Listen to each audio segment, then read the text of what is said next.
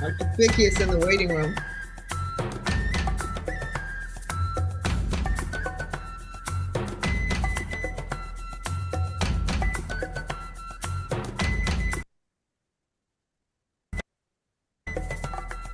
Vicky is in the waiting room. Not anymore.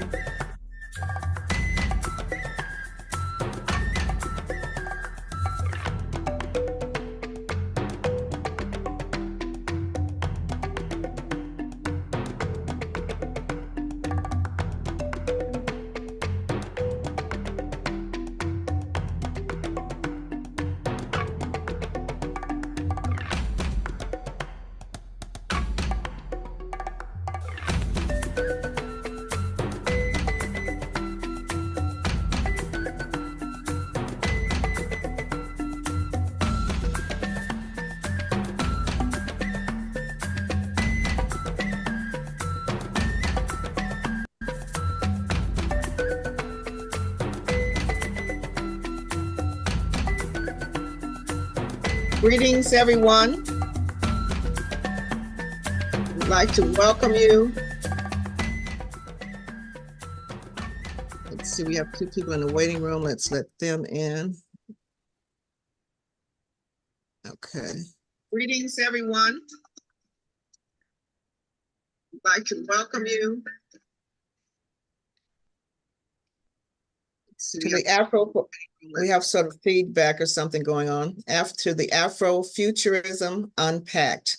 This is our journey to the United Nations Summit of the Future, which will be held September 22nd and 23rd, 2024 in New York at the United Nations.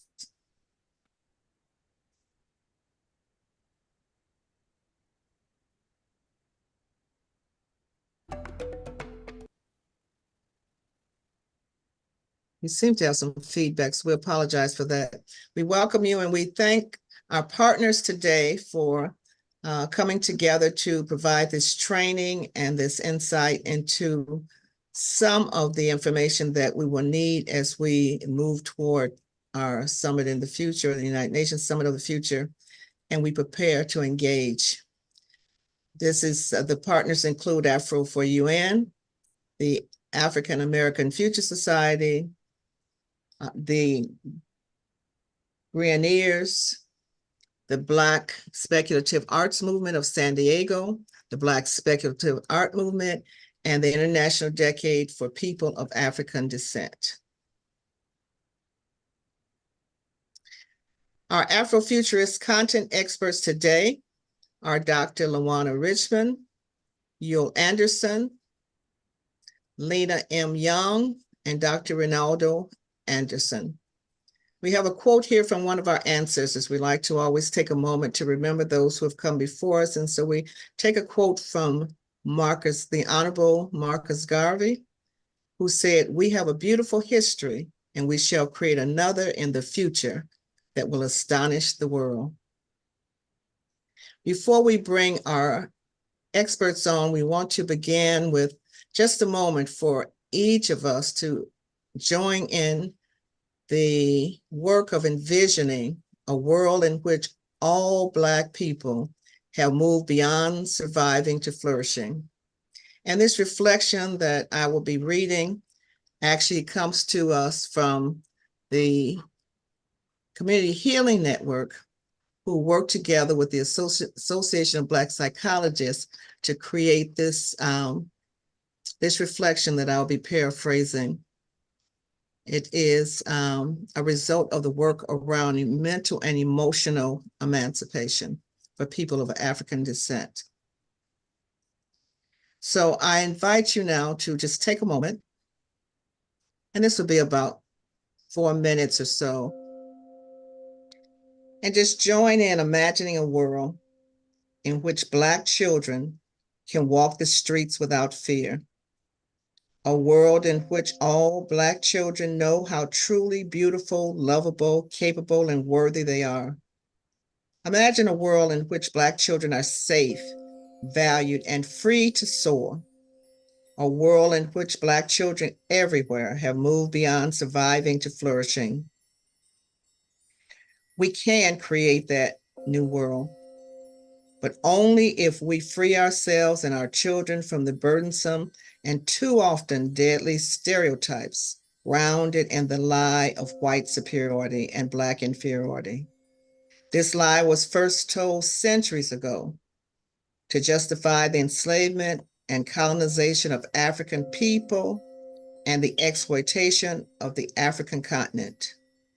The lie declared that Black people are less than, that we are not as human, beautiful, capable, intelligent, worthy, valuable as white people.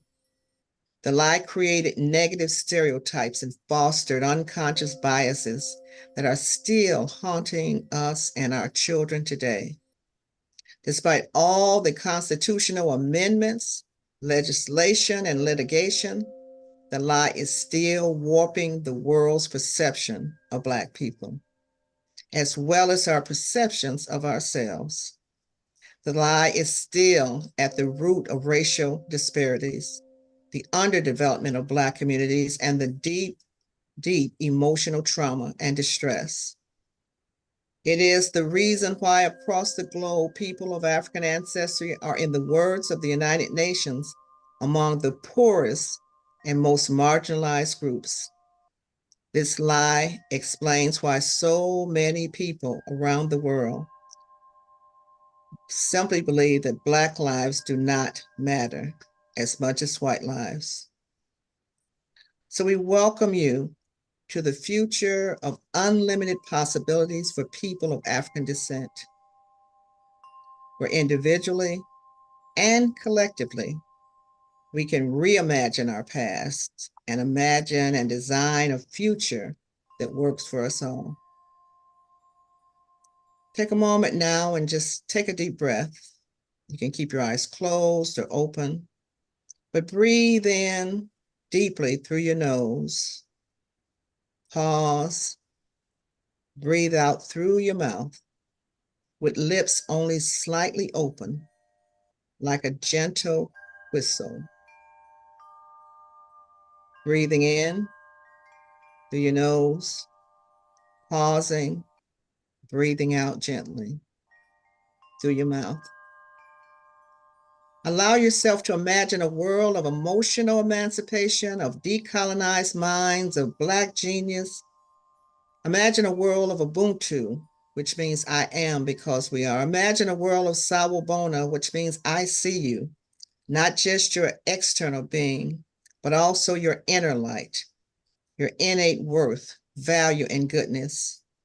A Black world of umoja, unity, self-determination, collective work and responsibility, cooperative economics, positive, fulfilled purpose, healing, creativity, a world of faith in self and our people as we flourish together. We imagine this for us, our children, our families, our communities everywhere in the world. With each breath, we realize who we truly are as we exhale toxic lies that have done us harm and limited our potential. With each breath, we dare to walk in dignity and exhale false images, breaking the shackles on our spirits, hearts, and minds. In fact, we know Black lives do matter. We are valuable people. So now it's time to detoxify and free our minds and our spirits. It's time to remember and reclaim our humanity and our agency. It's time to revitalize ourselves and our relationships with each other. As we take that last long breath through our nose, out through our mouth, as a gentle whisper, we pause to glance back, to gather and bring forward the rich benefits of the history, culture, and knowledge provided by our ancestors. Their wisdom blesses us today. We are here today to do the righteous work to overturn the lie of white superiority and Black inferiority. We're envisioning and laying a foundation for the future that we want, and a sustainable future for us all. And without that, we invite you to take a collective breath as we begin our work. And I turn it over to Dr. Luana Richmond, who will take us forward in this meeting. Ashe, Ashe, Asheo. Ashe. And Dr. Luana Richmond, Executive Director and founder of Rioneers, Inc., a 501c3 nonprofit organization, focuses on engineering the future through storytelling, art, and experiences with an aim towards unleashing collective brilliance to co-create a more equitable and humane future for us all. Dr. Luana Richmond is an individual who embodies the principles of Afrofuturism and believes it is society's path forward. She has taken significant steps to prepare herself for this path by acquiring various degrees and certificates in diverse fields. Her educational background includes degrees in business, information systems, and educational leadership. These areas of study equip her with a well-rounded understanding of different domains and their interconnections. With a degree in business, she possesses knowledge of organizational dynamics, strategic planning, and resource management. Her information systems degree provides her with a solid foundation in technology and data analysis. Lastly, her educational leadership degree supports work in effective management and leadership in educational settings. And I turn it over to you, Dr. Luana. Oh, thank you for that. Ashe, and thank you for helping to open us in the right frame of mind and perspective. I want to, we're doing this session because we want to give people kind of an overview of Afrofuturism, expansively as well as with depth and context. And so I wanted to start kind of doing an overview because I want to start by saying Afrofuturism is not something new. It's not something that we just started doing in the 90s when the term was introduced into the lexicon. We have been visioning ourselves in the future, thriving and making plans and being creative for eons. We can look at the Dogon culture who connected with the space and talked about extraterrestrials and mapped the paths of stars that telescopes couldn't see yet. We look at W.E.B. Du Bois, who wrote science fiction stories in the early 1920s. We look at George S. Schuler, who wrote about a Black empire in the early 1920s. And we can continue forward because we have always imagined more than where we are. If it wasn't for having an Afrofuturist view, our ancestors probably would not have been so insistent on a better future for us. Which brings us to where we are now. But just to like go into the term, I had a PowerPoint and I guess I should use it. Not a big fan of PowerPoint. Sorry about that. So here it is. We'll share. Oh, let me start presenting. I got so caught up in making sure everybody else was right. I didn't make sure I was right. Here we go. Can you see the screen? Yes. Yes. All right, so that's me. And so I'll start by saying, in addition to everything else I mentioned, the principle of Sankofa is most closely aligned with Afrofuturism in the sense that it represents the connection between the past, the present, and the future. For those of you not familiar with it, it's a Ghanaian principle represented in two ways. One, by the stylized heart that's atop the head of the bird in the picture. And the other one, of course, is by a bird which has its body planted in the present and its feet planted in the present, its head facing backwards to represent the past, and the egg in its beak to represent the future. So to go into that, and there's been some discussion about whether or not Octavia Butler was an Afrofuturist, but she's credited with being the mother of Afrofuturism. And she said she was attracted to science fiction because it was so wide open and we were able to do anything and there were no walls and no limits, which I think is really important when you're thinking about imagining a future or even strategizing how to change from a current state. You have to be able to imagine things that you don't see. Otherwise, you're creating what you exist in. The term Afrofuturism was introduced by Mark Derry in a book called Cyberculture Framework. Excuse me. And in that collection of essays that he was curating, he decided his chapter would be called Black to the Future. And I'm going to paraphrase here. He basically said Afrofuturism, I mean, for lack of a better term, which is a clue, um, art, literature, media that pictures the African American in the future centered and not marginalized, particularly with the technologically augmented reality, could be called Afrofuturism. And so that was kind of where it started. And then, of course, we, since it was about us, took it and redefined it and refined it to include some things connected to Sankofa, as well as liberation and social justice and liberty. The reason I have the three pictures that you see on the screen, Octavia Butler's book Parable of the Sower kind of rose into prominence because it was written or published in the early 90s. But if you read it, it was set in the period 2020 to 2025. And many of the things that she wrote about actually happened in the years 2020 to 2025. And since we're not yet at 2025, there may be more things from that book that happen. And then Emergent Strategy is a book by Adrienne Marie Brown, where she took earthseed theory, which came out of Parable of the Sower, which is basically a theory of change, and everything that you touch, you change. Everything that touches you changes you. And it kind of like deified change. And so in Emergent Strategy, it took a look at how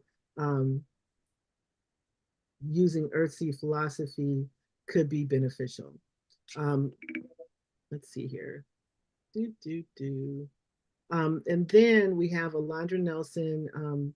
At the time, she was president of the Social Science Research Council and Harold F. Linder Professor at the Institute for Advanced Study. And she described Afrofuturism as visions of the future, including science, technology, and its cultures in the laboratory in social theory and in aesthetics through the experience and perspective of African diasporic communities, which it's gone on and been expanded to include Tales of Liberation, Afrofuturism 2.0. I won't go into it too much because one of the editors is actually going to wrap up the conversation, but it's definitely a book that I look to. I think it gave birth to the Black speculative arts movement, and within it, you can find a lot of different perspectives on Afrofuturism, and it goes into what I would call applied Afrofuturism. The book next to it, Afrofuturism, was written by Tasha Womack, and it's considered like the first book that was written about Afrofuturism that was published. And then the book I referenced earlier, the collection of essays by Mark Derry, is pictured to the right. Boop, boop, boop, boop. And then, of course, here are some examples of different Afrofuturism. We've got Sun Ra, who created an orchestra. He invented instruments. He's performed all over the world. And before he decided to do his own thing, he was already a renowned musician, just not very happy with the racism he encountered. And he also made a film called Space is the Place, which I encourage you to watch and to understand that it is a product of its times. W.B. Du Bois is pictured because, again, he wrote early science fiction. One of his stories, I think, was called The Telescope. And then many people started to think about Afrofuturism with the Black Panther film. And so we can't, talk about Black Panther and only focus on T'Challa without also considering the Olodumare and their role in that society. And so really, many, people say, I work at an institution where we constantly focus on science fiction becoming science fact, because everything that's been invented or created, with the exception of some happy accidents, began in someone's imagination. And so if we want to envision or create a society that is better for us, we're going to have to imagine it so that we can move towards it. And for me, a lot of the work that I do, my focus is really on helping us to internalize our locus of control and understand that we can create and co-create our future and move in the direction of our destiny. And they say, if you don't have your own plan, then you become a pawn in someone else's. And so I encourage us to understand that and own it and come up with our own plans and move in those directions and look at what we are able to do for ourselves in the vein of Marcus Garvey. And with that, I am going to wrap up and pass over to, let me stop sharing. I don't know, Prophet, if you can put your slides back up so I can go to the next presenter. And while that's happening, I'm happy to like take any questions that anybody might have. We did build in some time for questions if there were any. And if there aren't any, that's fine as well. We'll go on with the program. So I'm not seeing any hands. And to that effect, it is my pleasure to present to some and introduce to others Yule Anderson. I'm not sure what's going on with the screen. Yule Anderson is president and founder of the African American Future Society. Mr. Anderson is a graduate of Dartmouth College and holds a master's degree in future studies from the University of Massachusetts. Mr. Anderson includes AI ML to identify global, national, regional, and local trends that impact Black American and African society to create a sustainable future for us all. Mr. Anderson is an associate fellow of World Academy of Art and Science, a fellow of World Business Academy, and sits on the advisory board of Ethical Markets and Lifeboat Foundation. He is a fellow of the Futures Forum and a member of the National Forum of Black Public Administrators, Blacks in Government, Federal Foresight Community of Interest, Public Sector Foresight Network, Shaping Tomorrow, TechCast Global, Association of Professional Futurists, World Future Studies Federation, the International Working Group for People of African Descent, and the Global Futures Society. Yule, it's you have the com.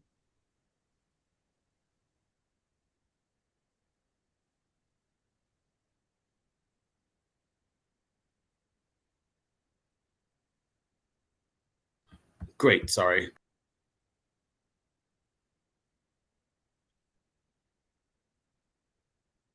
You're muted. On here. Okay, can you hear me now? Yes. Okay, great. Yeah, so I'm going to share my screen, and the idea is to let me see what I got here. Chrome tab. What I expect to do here is to give a brief historical context of how we got where we are today. So that's what I will be doing. And as soon as I can get my screen up and running, let's see. Let's go back here. Should I have my screen ready? Sorry about that. I just see the computer screen. Let's see. Window. Oh, I got it. Yes, yes, yes. I see what I might need to do. I'm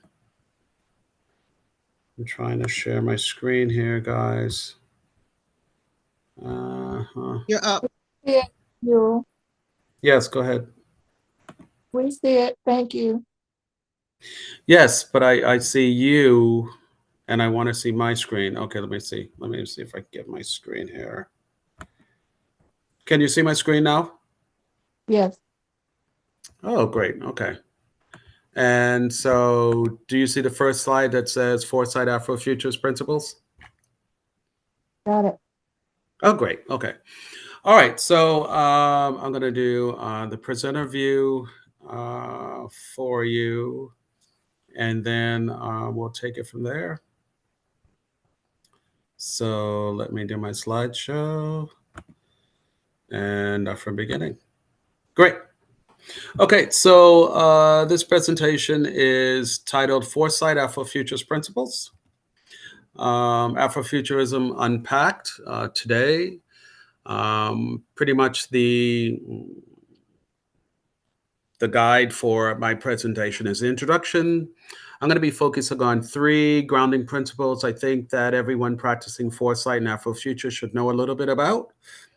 The limits to growth, mega trends, and future shock. The limits to growth.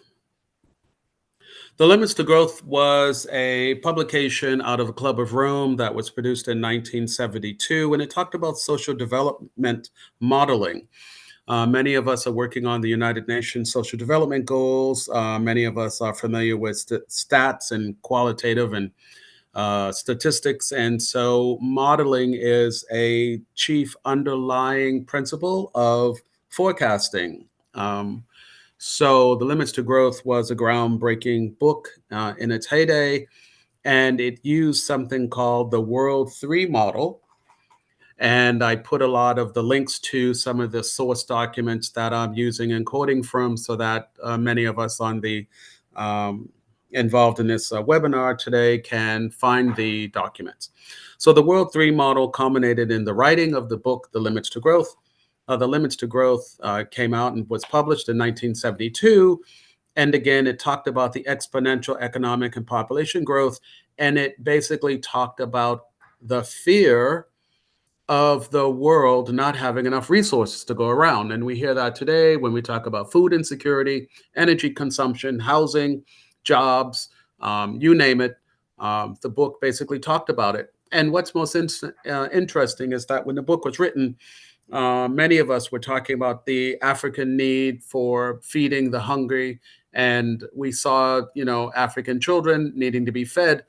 And now what I have here is the entire Latin American, South American core group being the next generation that's suffering food insecurity, while Africa seems to be rising to its potential, especially with the movement of Afrofutures. There is a synergy of positive directions of not only visual stimulation, but actualization of a future. And so Africa, as you know, will be the world driver as far as population growth and creativity and jobs growth. And we all hope that we can enjoy that future as we move forward.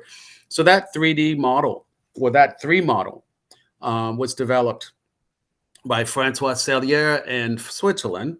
And you can find the paper of his model if you wanted to look at how that model was put together. And the thought about the limits to growth was that the modeling is a core function of systems design theory and work that's currently taking place today. And people have heard of systems design theory.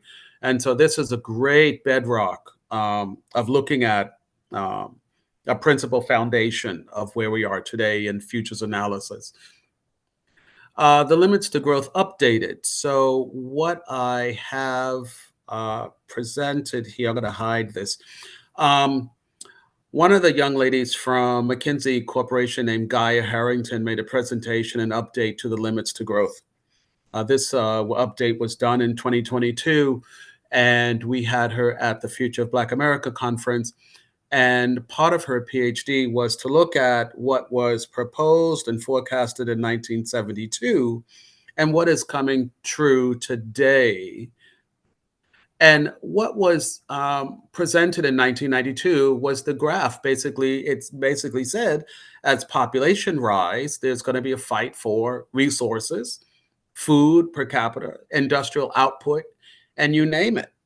And if you was to extrapolate this data to this day, you'd probably see the same, where people are concerned about climate change and global warming and the other types of things about AI and machine learning, taking humans out of the workforce and replacing them by robots, and all the way down the line. And so the book, Limits to Growth, which I had the opportunity to read in the 7th grade, I think my teacher was a great person to provide that book to us at such a young age, is a great opportunity to, again, get a good founding footing as to what we're doing, why we do it, and why the United Nations has even the Social Development Goals, and why is the United Nations even going to have a summit on the future coming up in September. So the next book that I highly recommend that people look at is Future Shock. Future Shock. put out by Alvin Toffler. Many people view him as one of the godfathers of the futurist movement, which basically segues into the Afrofuturist movement. And basically in 1965, he wrote an essay talking about the future. And the key that 1965 is so important is because that's roughly when the culmination of the Black Civil Rights Movement in America was basically culminated in the Civil Rights Act being signed. And so the timing of the publications of these books and these essays was all about what is going to happen with all these Black people being released on society. And so Alvin Toffler's book, Future Shock, was talking about the social dynamic of being in shock by basically seeing the world changing from an agricultural-based economy to an industrial-based economy, and all these Black people and migrants flooding these neighborhoods and society. And what does that shock look like? And so the timing of these publications is extremely important. Basically, a lot of the fear-mongering happened after 1965 with the advancement of Black people joining American society, gaining human rights, and gaining the opportunity to achieve the American dream. So what was said in Alvin Toffler's book was, imagine not merely an individual, but an entire society, including its weakest, least intelligent, and most traditional members, suddenly transported into this new world. And of course, you've heard The World by Aldous Huxley called Brave New World. And so there were these philosophers and social scientists that were trying to design the future for the planet on the concept that the planet was going to be global and that Black people were going to eventually be freed and necessarily have to be absorbed within society. The other thing that came out of his book was people fear the unknown and as a result are shocked by their immersion into a future they did not create. And many saw a future that was overrun by Black people, and as a result did everything they could to prevent that future from occurring. So the end of this future shock, large and growing swaths, and this is a quote, large and growing swaths of the population feel like they are powerless victims of the future. It's a divide that is deepening at an astonishing rate.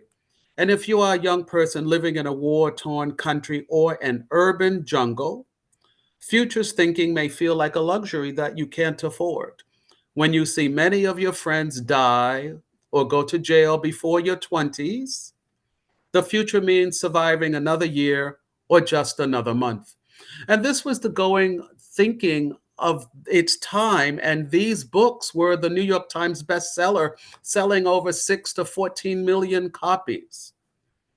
Alan Kay, I think many of you know, encouraged the best way to predict the future is to invent it. And that's what we're trying to do as Black people. That's what we're trying to do at BSAM, as Afrofutures, at the African American Future Society, and as we participate at the United Nations Summit of the Future, is that we as Black people need to invent our future, as white people have done for many years, from our own worldview.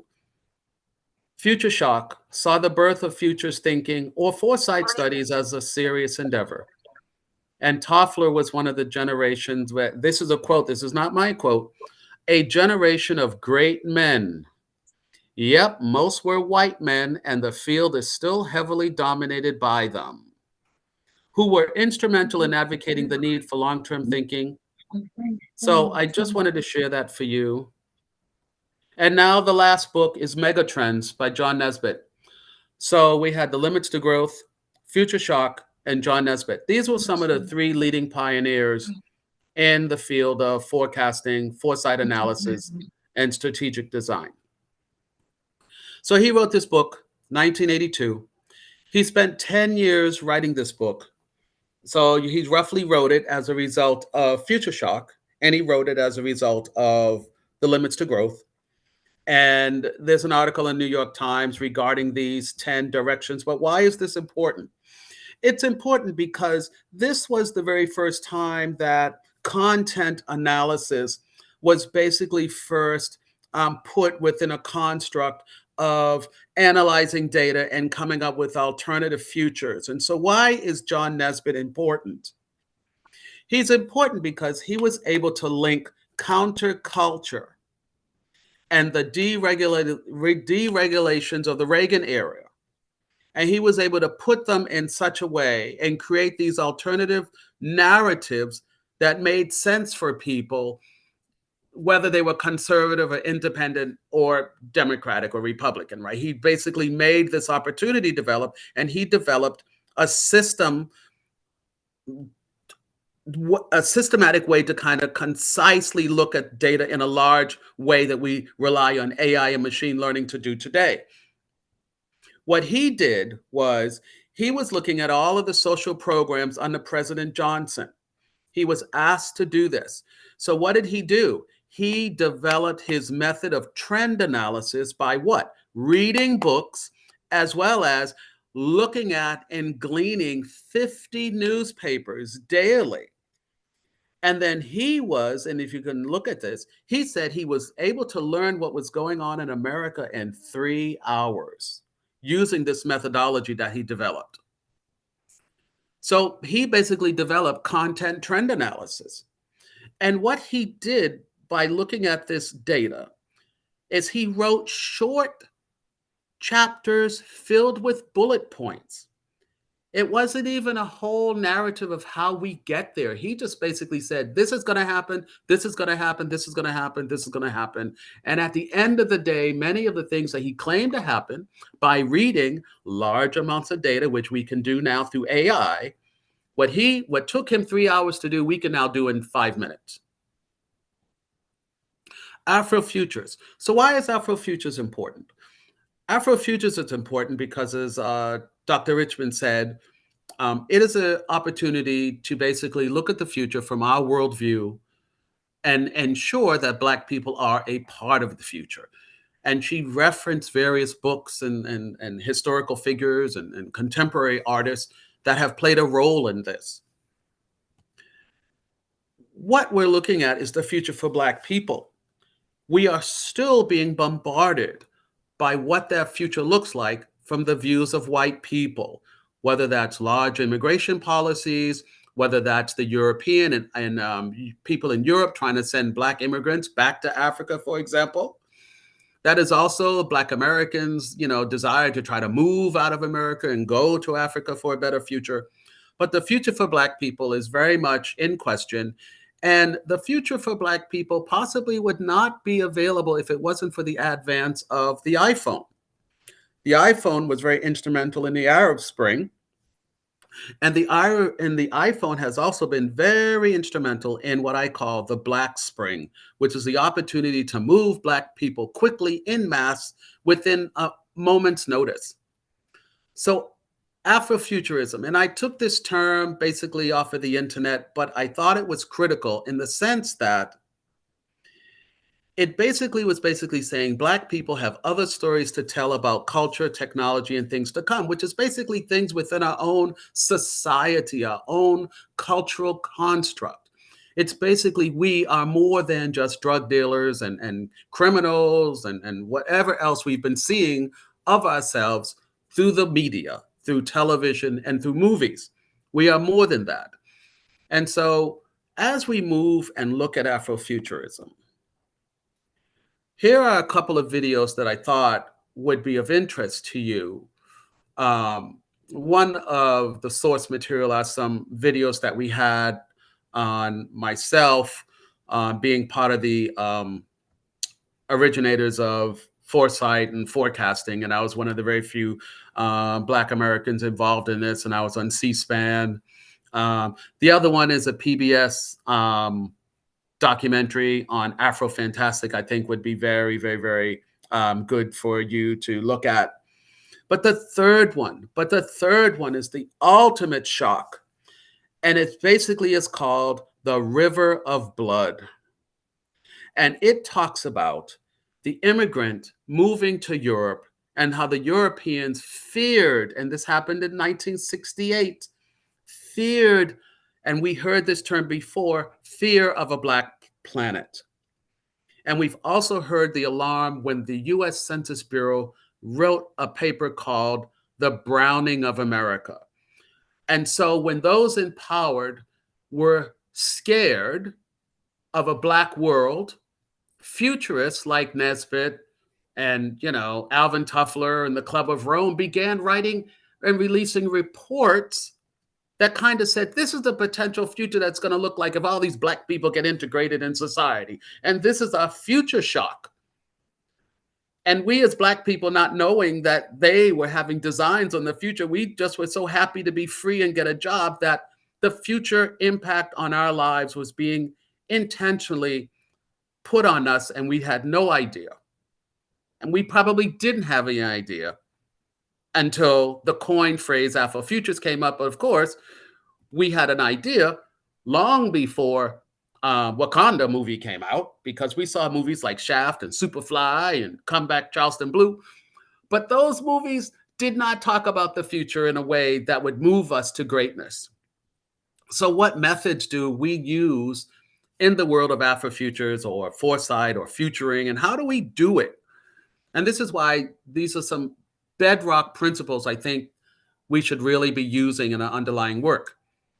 Today, what took 3 hours takes minutes.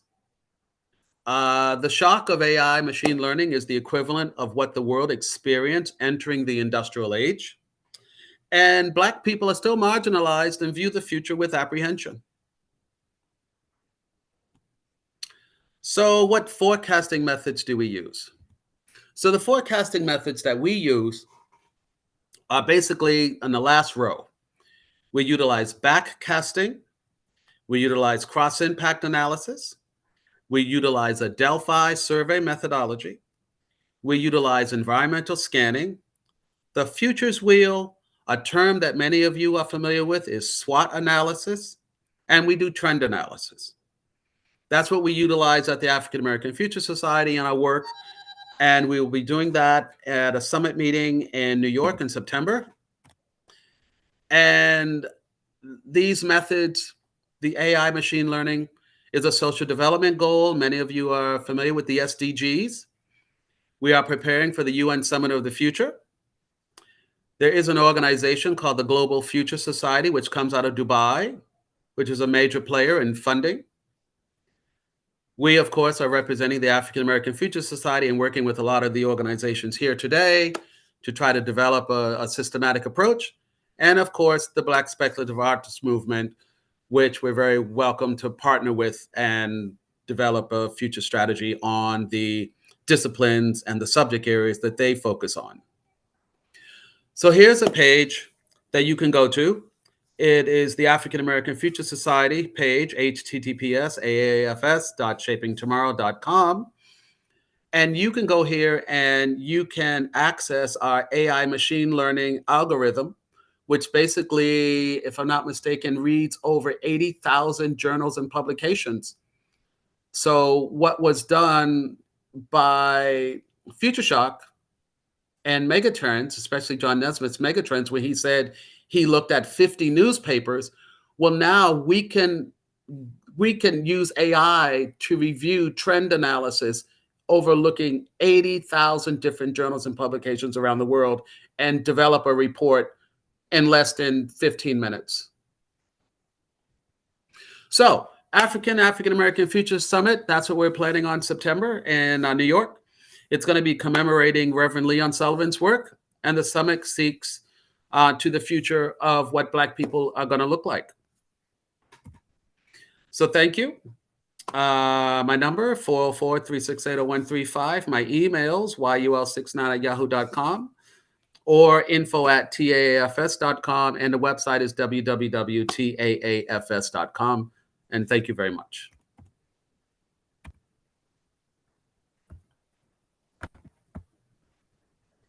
Thank you, Yul, so much. And now we're going to transition to Dr. Lena Young, who is going to share some of the work that she's doing on her dissertation. And so that I will be sharing the slide, but let me read her bio. I don't know where the box is that keeps covering everything. Lena M. Young is a futurist and research strategist with a multidisciplinary background encompassing military, real estate, business startups, and strategic foresight. She excels in critical problem solving, offering dynamic perspectives in Mhm. diverse contexts.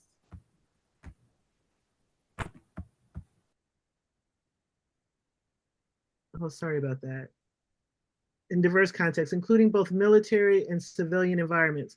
As a foresight practitioner, she is proficient in horizon scanning, scenario planning, forecasting, and strategizing future scenarios for long-term government and commercial strategic planning and capacity building. Her military experience includes developing complex training programs as well as expertise in weapon systems, radar systems, operational systems, and life-saving procedures. Her strengths lie in utilizing ideation techniques that promote collaborative innovation, integrating multiple perspectives to plan for plausible and preferable futures. Lena is currently pursuing a PhD in creative leadership for innovation and social change with a specialization in educational academic leadership for change at the University of the Virgin Islands, US, and HBCU. Her dissertation explores the concept of equitable space societies 200 to 300 years in the future.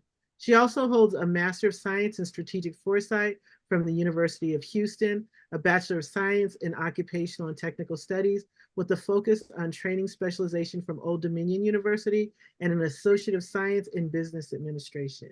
Lena, welcome to the stage. Thank you so much, Dr. Lawanda. And I'm still working on my PhD, so I'm not a doctor yet, but thank you so much for that encouragement. Well, I am forecasting. Thank you. Projecting that it's a, you know, that your dissertation is going to be amazing, and you will be joining the club. I'm looking for the, let me see here, I'm moving things around. Here we go. I'm going to share your presentation. Thank you. And yes, we are claiming that status, sis, doctor. Thank you. Thank you. Can everyone see the screen? I mean, Yes. okay. So I'm going to stop my video and hopefully that'll help spotlight Lena. Nope. Sorry. I guess you're kind of stuck with me, but go ahead and let me know when you'd like me to advance. Okay, we can go ahead and advance. Of course, the conference we're presenting for today is Afrofuturism Unpacked. And again, I'm a doctoral candidate at University of the Virgin Islands. So I'm still in the middle of studying strategic foresight and Afrofutures. We can go ahead and advance. Okay. Oh. There we go. Okay. I can't see. Okay. So right now my dissertation members are Dr. Lev Horodetsky. He's an astrobiologist and also my dissertation chair. And then Dr. Ronaldo Anderson, he's on the call today and he will be presenting. He's an expert futurist and sorry, I'm trying to pull up my screen. My dissertation methodologist currently works at Temple University and he will do an introduction in a little bit. Next slide, please. For my presentation outline, I'll talk about my research project, seminal works in Afrofuturism, seminal works in strategic foresight, and those are subject to change as I'm reading these hundreds of journal articles. So this will definitely change, but this is what I see right now as a quick comprehensive view of those fields. Next slide, please. So for my doctoral research, I always talk about the impetus for my research. And for me, it was watching this movie called Elysium. And if you have not seen it, please go watch it. For me, it was very interesting. It talked about a space society in the future that was kind of a utopia. People could go into machines and be instantly healed of any disease, bone fractures, anything that was going on. It wasn't really an economy in that society because it wasn't needed, but everybody had huge mansions, great jobs. It was just, like I said, a utopian community.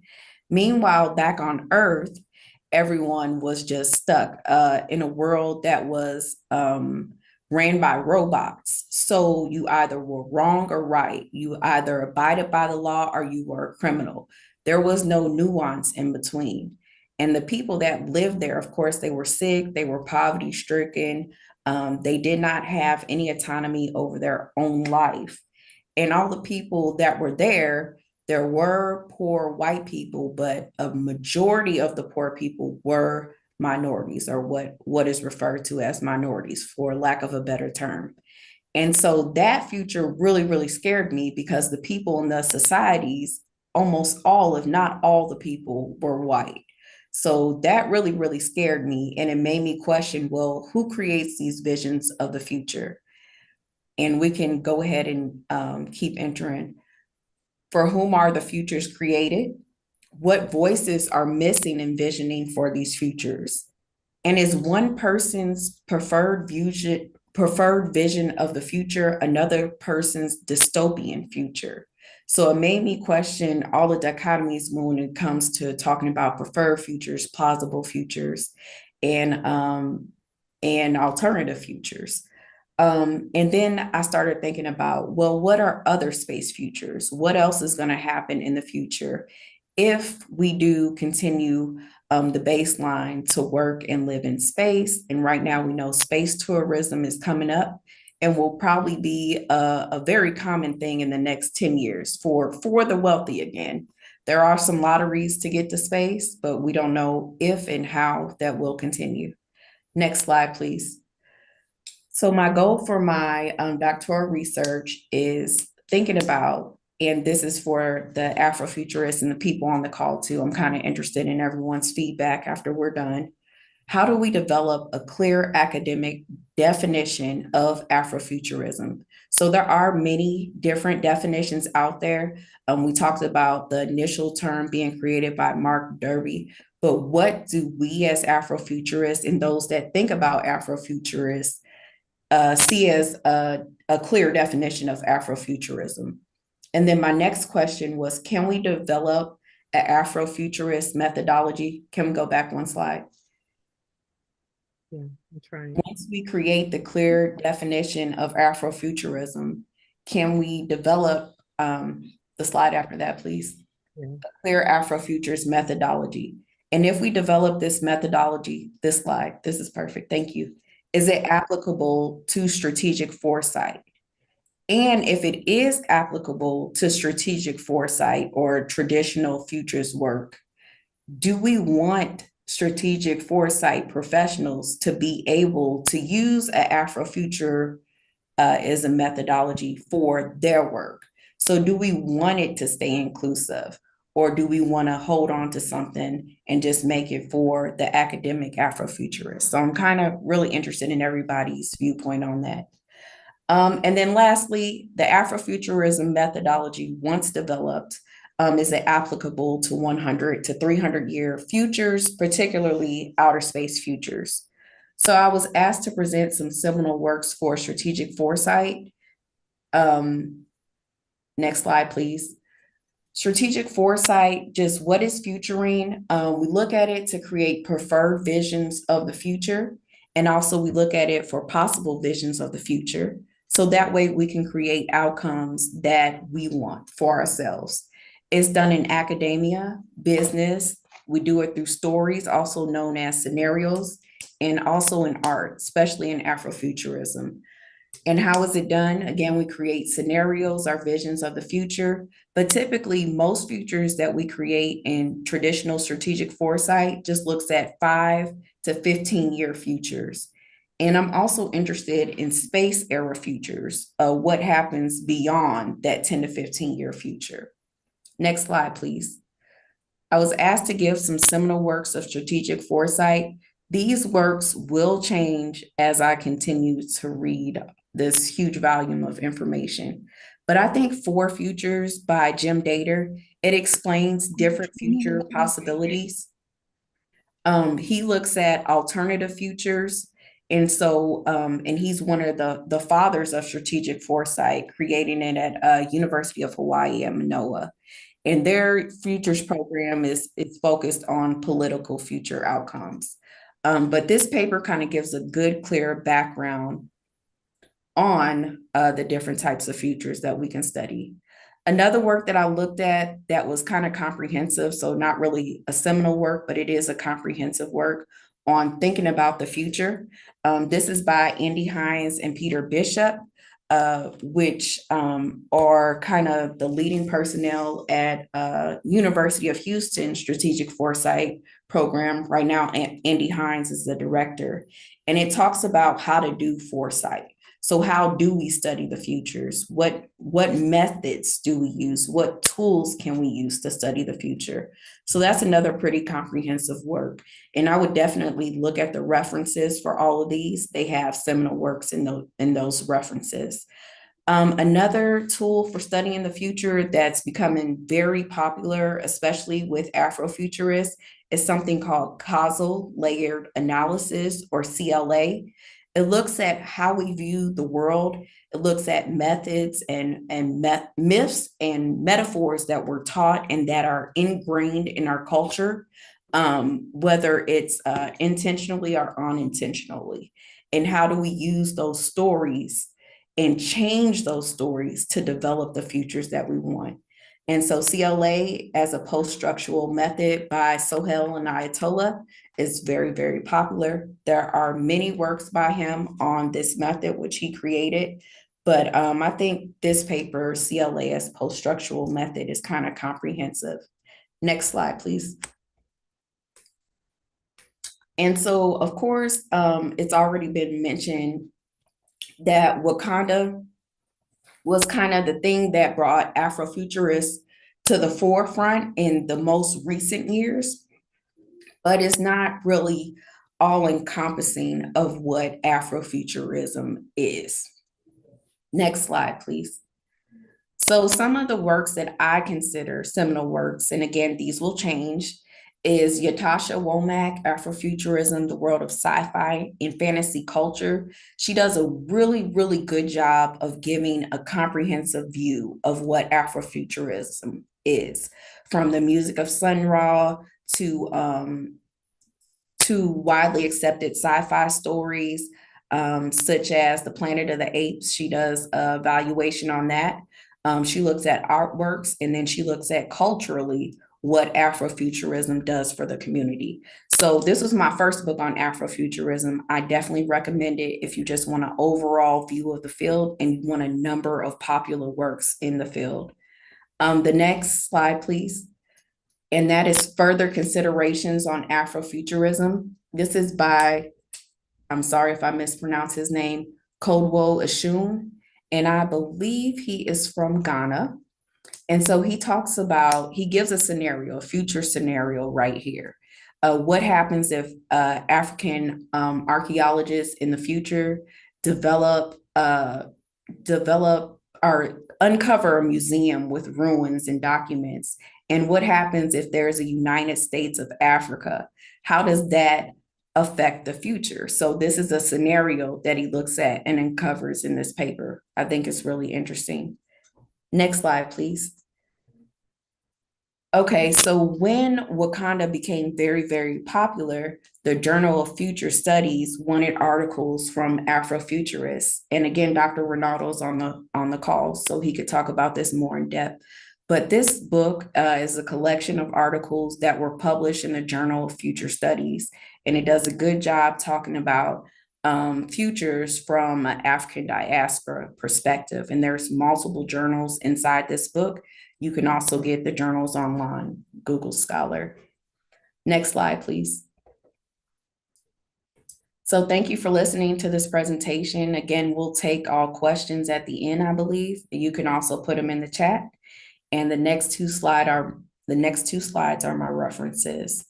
So again, thank you to the moderators for asking me to be here and giving me a chance to talk about this. I'll turn it back over.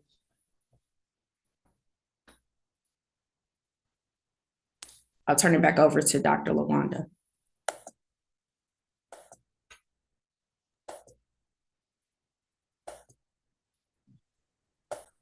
Yeah, okay. Hi, folks. So now, last but absolutely, definitely not least, my friend, colleague, and mentor, Dr. Ronaldo Anderson, currently serves Oh, I hate when this does this. Um, as an associate professor, I can't see the bio. Professor of Africology and African American Studies at Temple University in Philadelphia, Pennsylvania. Ronaldo is currently the executive director and co-founder of the Black Speculative Arts Movement, an international network of artists, intellectuals, creatives, and activists. He is also a founding member of Art 2063, Africans Rising Together. He is the co-editor of the following anthologies and journals: Afrofuturism 2.0, The Rise of Astro Blackness and the Black Speculative Arts Movement, Black Futurity, Art and Design, Lexington Books 2015-2019, Cosmic Underground, A Grimoire of Black Speculative Discontent, Cedar Grove Publishing 2018, Black Lives, Black Politics, Black Futures, a special issue of Topia, Canadian Journal of Cultural Studies 2018, and When is Wakanda? Afrofuturism and Dark Speculative Futurity, the Journal of Future Studies 2019. He is also the author of numerous articles on Africana studies and communication studies, and he helped conceive the joint BSAM and New York Live Arts Curating the End of the World online exhibitions 2020 to 2021. Ronaldo is currently a member of the Curatorial Council for Carnegie Hall's Afrofuturism Festivals in 2022. He has presented papers in the areas of communications, Africana studies, Afrofuturism, and critical theory in the US and abroad. And what I will say, just add this because he didn't include it, looks like, he's a great leader.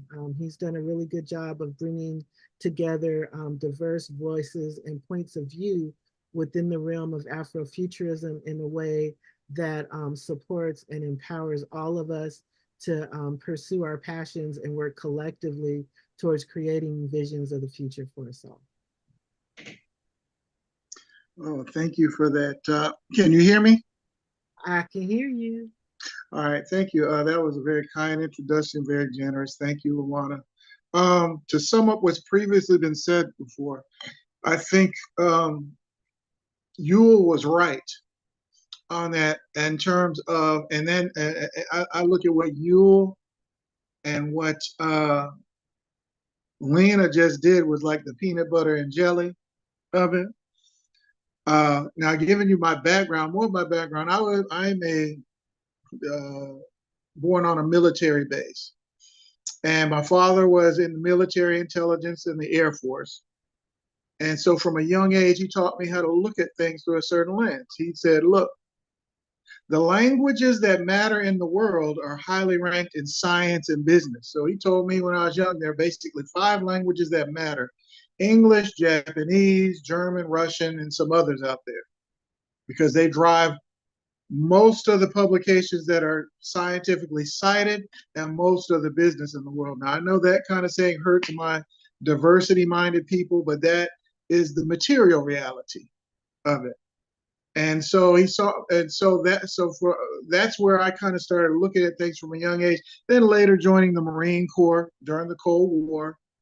And those of you that know people from the American military know that Marines have a certain mindset when it comes to accomplishing a task or whatever. We don't worry about being outnumbered or out this, that, and the other. We just understand that if we're disciplined and focused, the numbers don't matter, because usually our technology is going to be better. And the victory of the feet will sort out who was right or was wrong. One of the things that I think got me really into Afrofuturism, because my doctorate was on the Black Panther Party. And anybody that knows about the philosophy of the Black Panther Party, they were revolutionary nationalists. They were also thinking about the future. There was an article written about, there was this famous argument between members of the Black Panther Party and Sun Ra. And if they'd and it's been concluded if they'd have had a meeting of the minds, might have been able to come up with some type of interesting perspective from that. But I think I digress a little bit. They should be given a little bit of leeway, because these were basically young people in their teens and 20s trying to create a Black future. And then her FBI called each of their offices in '69 and told them they weren't going into the '70s. And that's where a lot of them were assassinated or imprisoned or killed. And so, in my opinion, there has not been a major push for Black liberation and thinking for the future in and over about 50 years or so. That was the last serious push we've had, and then it's been on a rough decline ever since. Now, when it comes to what we're doing now, the contemporary Afrofuturist movement, kind of, at least as regards the Black Speculative Arts movement, it really kind of emerged out of this dialogue between myself and John Jennings during the end or midway through the first Obama administration, when we saw that Obama's incompetence was not really going to lead us to the solution that we needed. And I think it hit a lot of us when we saw what they call the Beergate episode, where Obama had to meet with a white racist police officer for bothering a black Harvard professor. And because he didn't respond a certain way, white folks were upset of him. And that's domestically, we saw the limitations of black representation. Just a black face in a high space is not enough. It's not going to get it done. And then the second thing, when people like Hillary Clinton and others basically pressured Obama into bombing and destroying the Libyan civic society in North Africa, that has now led to a host of other consequences over in North Africa around terrorism. And it became a part of American foreign policy for the last decade. So we just basically concluded electing black people is not enough for us to get where we want to go, and that we're going to have a totally different philosophical perspective to get there. What's happening now, bearing in mind what Ewell and what Lena said, is that people are underestimating the trends and the scale and the speed of change. For example, with the arrival of AI, this is going, at least for Westerners and Europeans, this is going to be the biggest human-machine interface change for them in 500 years. Roughly 500 years ago, the philosopher René Descartes comes out with this idea of the cogito, talking about I am, I think before there I am, where from an African perspective, we talk about I am, therefore, out of the we, or what Ubuntu. And that philosophical scale became wedded to the metaphysics of Francis Bacon, who thought of the new Atlantis and the new world. That's why we call it the Atlantic Ocean, the new Atlantis. Because 500 years ago, white folks were among the poorest people in the world. If you go back just 500 years, the wealthier people in the world were people like Mansa Musa with his gold, the Chinese Empire, the Indian Empire. So basically, white folks concerned about white futures came up with a metaphysical concept that impacted their ontology of being, and then wedded it with technology and came up with an ontology of violence that said it's okay to go and enslave these people and conquer them to finance a new thing called capitalism. And they had a good 500-year run at doing it, enslaving and converting people to Christianity, and some of the Arabs to converting people to Islam. And that was done in terms of an ontology and a metaphysics that started out saying that people who are black are inferior. And it's okay in the name of our God, this Abrahamic faith forms, to enslave them or kill them and take their land because they're not really people, okay? Now that 500-year trend is coming to an end, and they already know this. And just to amend what Ewell said, it didn't start in the 60s. It started back in the teens and 20s with Madison Grant's book, The Passing of a Great Race, and Oswald Spengler's book, The Decline of the West, because they saw 100 years ago the demographic trends. Because of World War I, they produced that book, said, oh my God, we're not enlightened because rational people wouldn't go and kill each other like this. So the Enlightenment became debunked. European philosophy crashes after World War I because logical, rational people aren't supposed to use industrial technology to kill millions of other human beings. So me personally, I'm glad it happened, because if it hadn't happened, Africa and the rest of the world would have never got free from colonialism. So many Europeans had not engaged in two self-destructive world wars. And because they killed each other so efficiently, we were able to catch our breath for a while. Because without those two world wars, we still would have Jim Crow, we'd still have colonialism. So thank goodness for World War I and World War II. The other perspective is this. that to amend and add to what Yule and Lena said. We've been under an American rules-based order since roughly 1945. And then they later called it the Washington Consensus. All that has fallen apart since 2008. If you check it and check my fact, you can Google it. Even the French leadership said, oh, Anglo-capitalism has failed.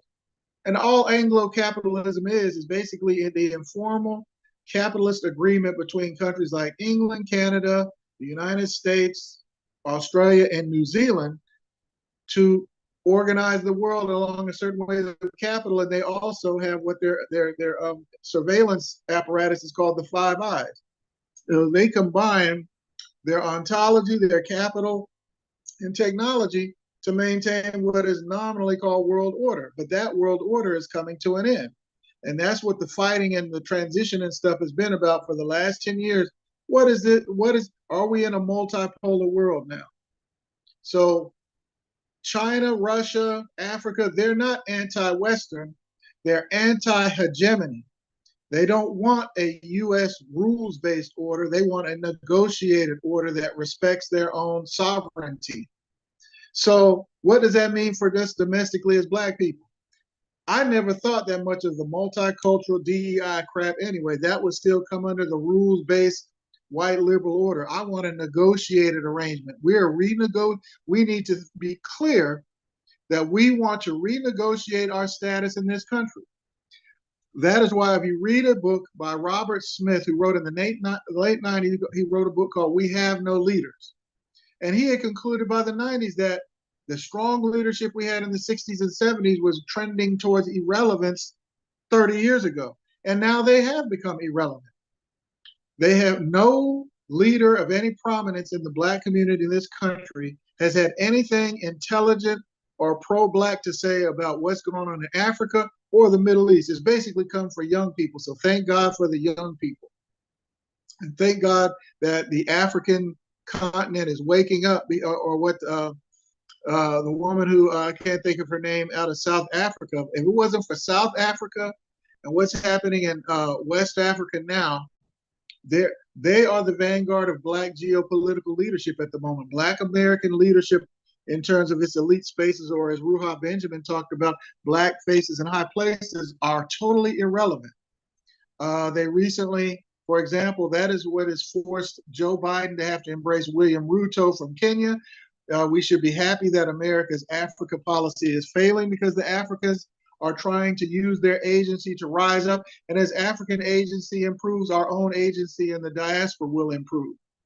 There are three things that anybody who's talking about doing Afrofuturism has to do, and I'm boiling to a nutshell.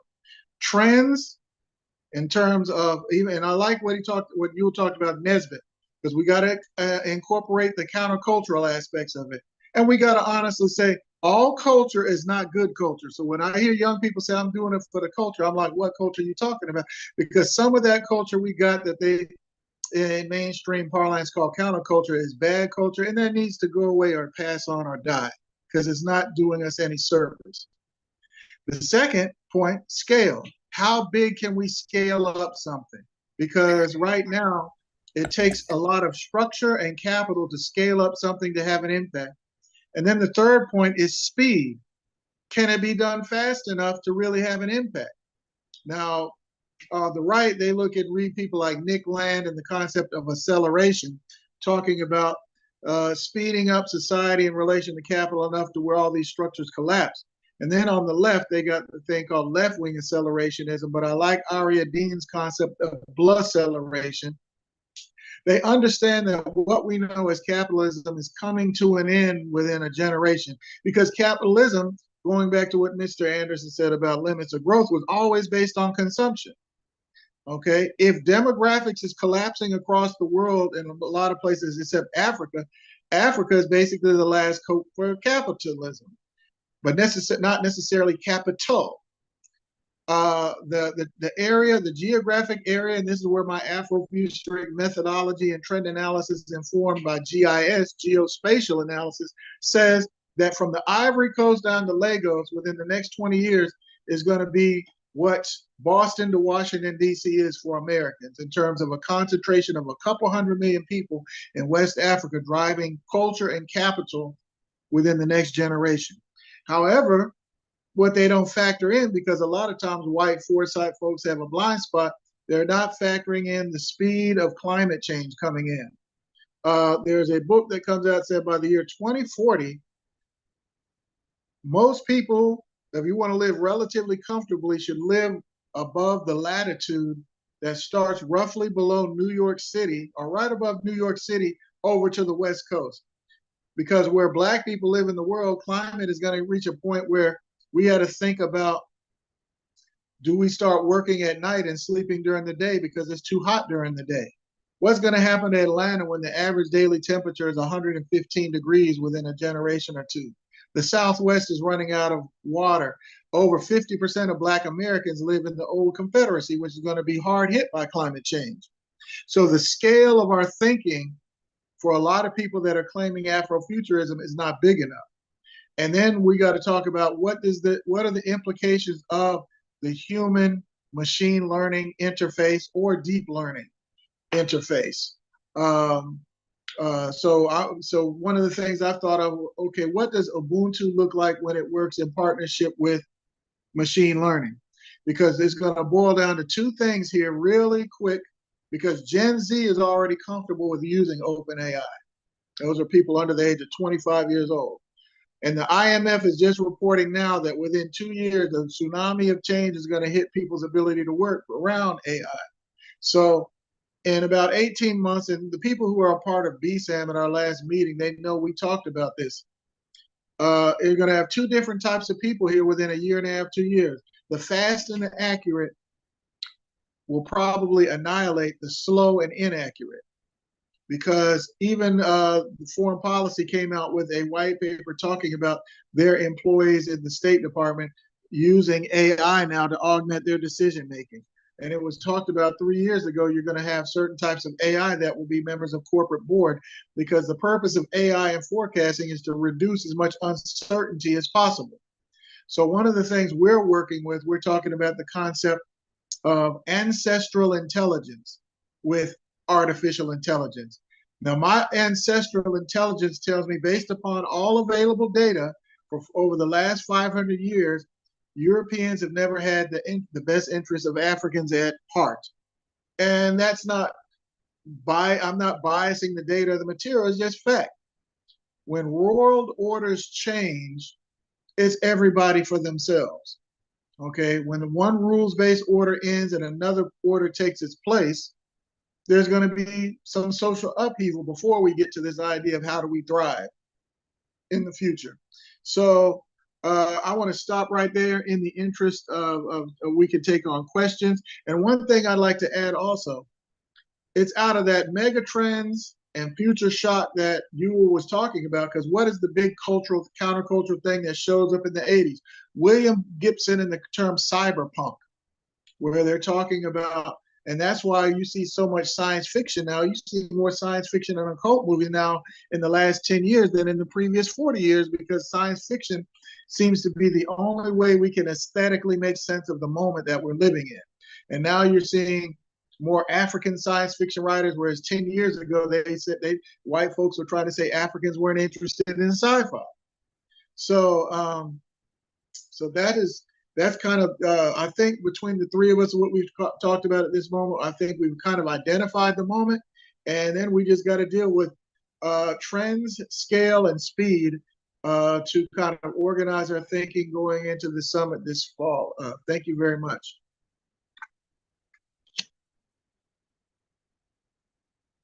Thank you so much, Ronaldo. It's always a pleasure. At this point, we want to open it up for questions. You've all been very patient, and I really appreciate your attention during this time. And before we wrap up, we just want to make sure you have every opportunity to ask any questions that you do before we close out.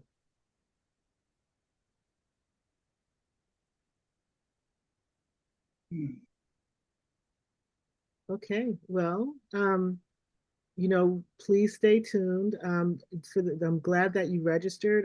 If any of you, when we plan future sessions, we'll make sure to send you notifications so that you know that we will. Oh, Prophet.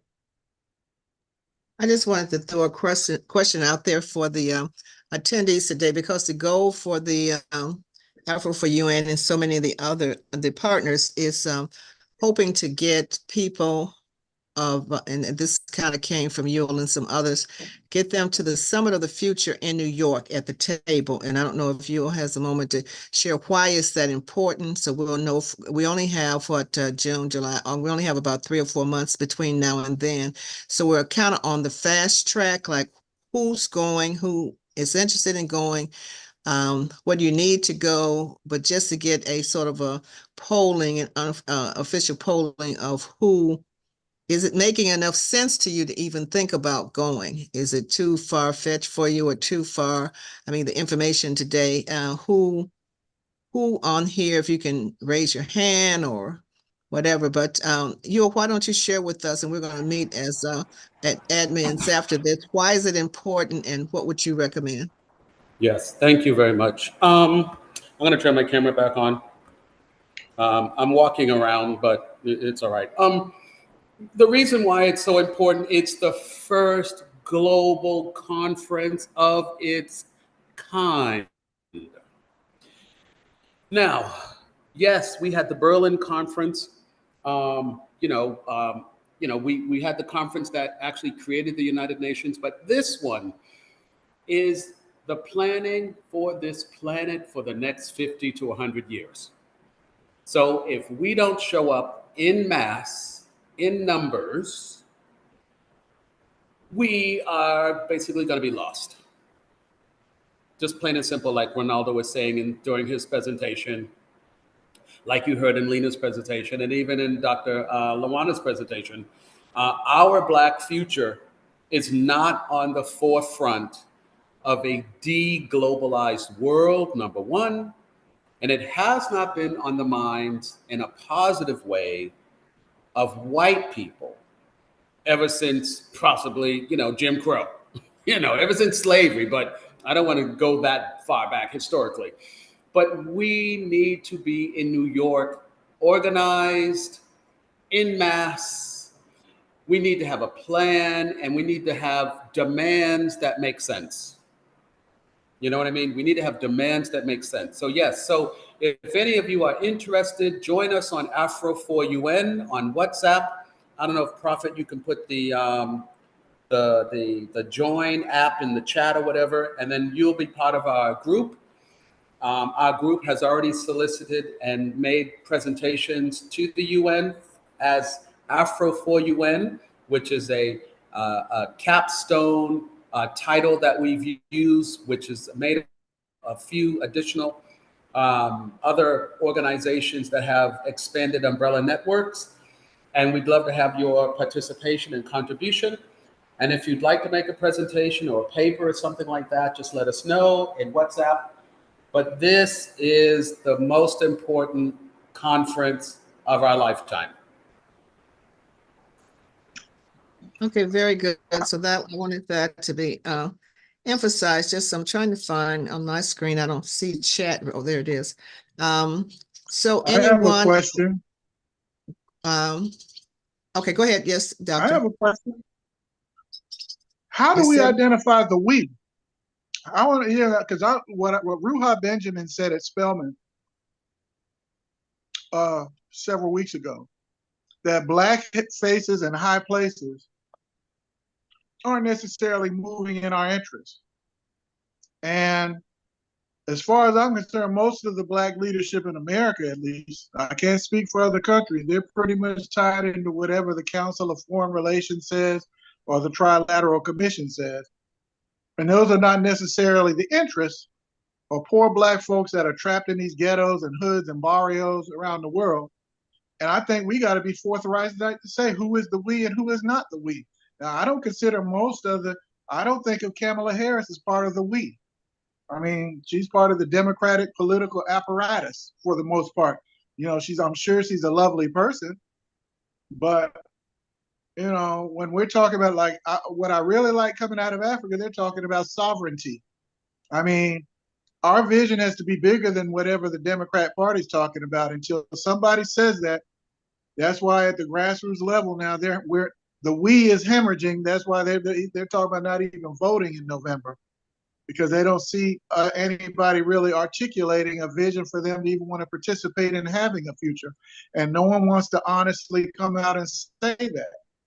And if we don't say it, it's not going to be said about actually who is the we, because everybody, you know, going back to the Zora Neale Hurston saying all skin folk ain't kinfolk.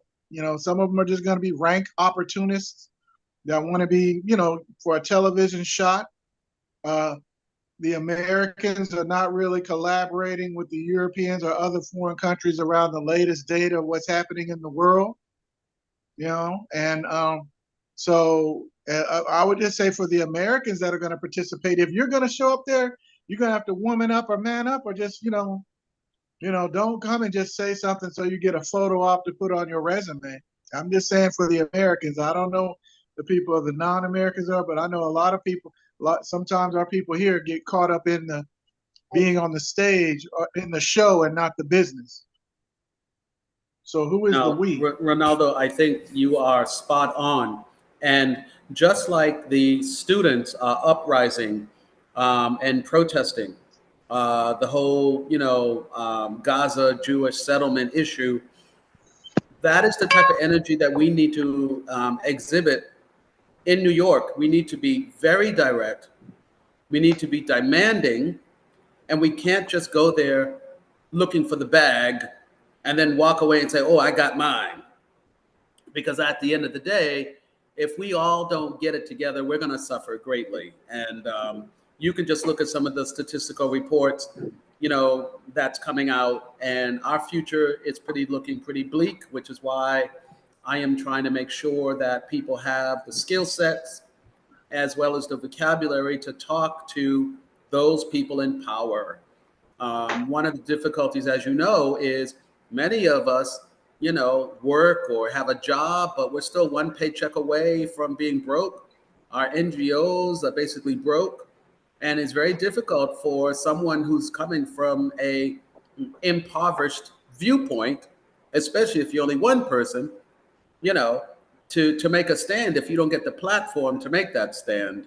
So when you ask who's the we, it's going to take all of us, but it's going to take our energy to get our fat cats off their fat asses and do something. And that is what we are up against. We're up against the president of the NAACP saying absolutely nothing when people are being murdered in their uniforms for the military. The Urban League is saying nothing. And we need to, motivate these people to action. And that is why I do what I do, Ronaldo. I think you know that. We've worked together before in the past. And September is a moment to actually, if we need to have a demonstration. We need to march maybe from Harlem to the United Nations. We need to stop traffic. Well, we need to let people know that we're tired and we're not going to stand for this type of treatment anymore. So with that too, I know we're wrapping up, but also you had mentioned, this is for the attendees, that if you're interested, even though like myself, I've been, hanging out with these folks for a few months and there's so much I don't know yet, I do know it's important to be a body there representing, not just because I having something really significant to say, because as you see, we have scholars who are prepared to do that. But even if you're not a scholar, being able to be there as a body, as a representative, so that it's not just 2 or 3 people, but also myself and some others, we don't have a plane ticket. So we're planning on having our next meeting will be focused on those who want to go. What does it take to get there? Because even being there in number becomes significant. So if you think that you may be interested in going, that you want to be a part of showing up and to say that we do have a future. I may not understand Afrofuturism, I may not understand foresight, but I'm here to take a stand. Then I put the link in the chat. You can also, I guess I could put, others put their organization or your email, something. So just if you're interested, at least when we have our next meeting and the planning, we're trying to work with some folks in New York that is expensive in New York. Geneva's actually cheaper. So places to stay, who's there, how we can connect some of the resources so we can be the we who try to support each other to be present. So I will, with that. With the exception of the people who came in under someone else's link, they registered and we already have their email addresses. Okay, yes, I asked everyone who was under another name if you would put your name in so we would know, and I guess they don't, whatever. But anyway, so we put some stuff in the chat. I'll also add my email, which is will help if you have difficulty. A couple people had difficulty in getting in here today. Prophet, I put the link in the chat. I'm going to give my email anyway, because we had like the registration link and I had a couple people who, for whatever reason, it didn't work for them. So if you reach out, then I can help you do that or whatever if you find you're still not connecting. Technology is pretty peculiar sometimes. So, but that was it. Just the push for this, the purpose of this today was to begin to get more people present in New York. And we don't know if it'll be virtual, so we do not know if you'll be able to do it that way. But anyway, with that, I'll stop. You have several ways to contact us. And Dr. Lawana, thank you for giving me that chance to say that. Okay, thank you, everyone. Please be sure to click the links and register for the WhatsApp group. You have Prophet's email address. The easiest way to find me is afrocon.net. For Ronaldo, I believe it would be bsam-arts.org. .com. .com, sorry, he did Yes, .com. BM. Yeah, you can reach me. I'm pretty easy. You can reach me on Instagram. That'll probably be even quicker. I'm on Instagram, and yeah, that's probably the quickest way to reach me is on Instagram. And I'm Dr. Lawana on Instagram, and the only D in my name is at the beginning of Doctor and the end of Richmond. Lawana has no D in it. It's Lawana. Everybody have a great day. Thank you so much for being here. Okay. All righty. Thank you, everyone. Thank you. If Thanks, our everyone. presenters can stay on you just for a few minutes.